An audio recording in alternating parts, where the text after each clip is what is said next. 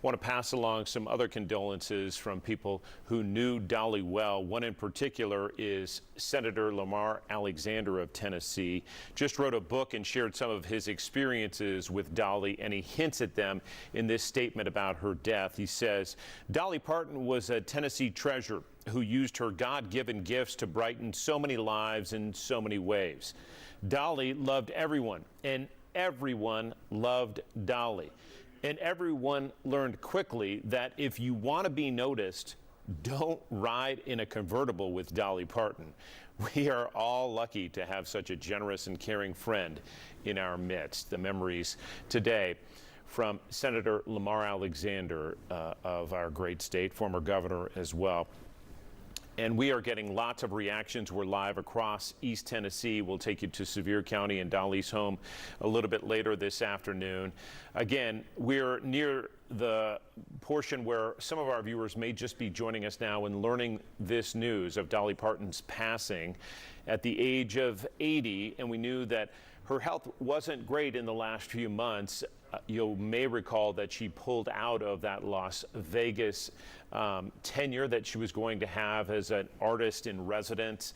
That ended, and more recently, just in the last couple of weeks, 11 days ago, as Katie Inman mentioned earlier in our coverage, Dolly did not go and kick off the opening of a new ride for the first time in anyone can remember because of her health. She did share a video message for the ride, but again, she wasn't there in person.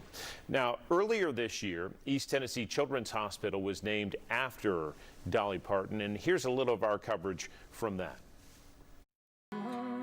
East Tennessee songbird needs no introduction. Well, hey there, it's Dolly. But she'll do it anyways.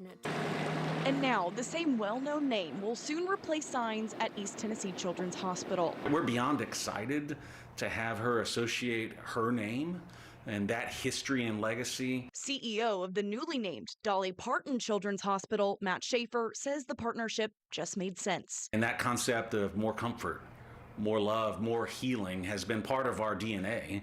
And if you think about what that means for Dolly Parton, that is very much a part of her DNA. Dolly, born in the Smokies, has created a legacy of bringing joy into her community. And ever since that I've been in a position to do my part and to help others, I have tried to do just that, especially when children and families need it most. Everything her name touches, from her theme park to the Imagination Library, is rooted in love for others. She's the honorary chair of the Dr. Robert Thomas Foundation, helping families afford health care in Sevier County. Thomas delivered her in a family cabin in Pittman Center. And that origin story is special. It's special from her hometown's perspective. Schaefer says Dolly's commitment will help the hospital expand and keep offering the best doctors and services. When we come together for our children, there is no limit to what we can do.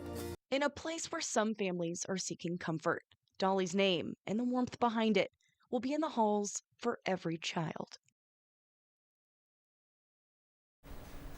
The president has ordered flags at half-staff in honor of Dolly and her legacy, and we are learning a lot more about her life and its impact on people that she connected with, both near and far, and we'll bring you more of that coverage. We want to rewind the clock almost a decade now.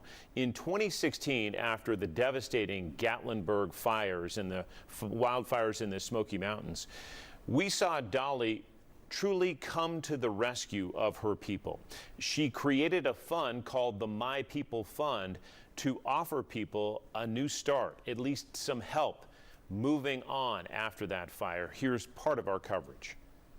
It was the most heartbreaking, sickening, scary. It's just you can't describe the feeling.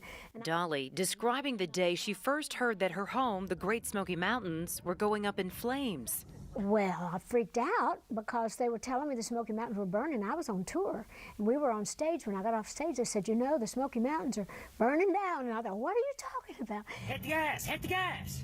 Images on TV showing the devastation, flames whipped by winds through the country's most visited national park. It's too hot in here, don't worry about it. 14 lives lost and more than 2,000 homes and businesses destroyed.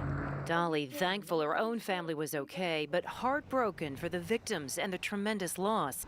So you learn to live life tough.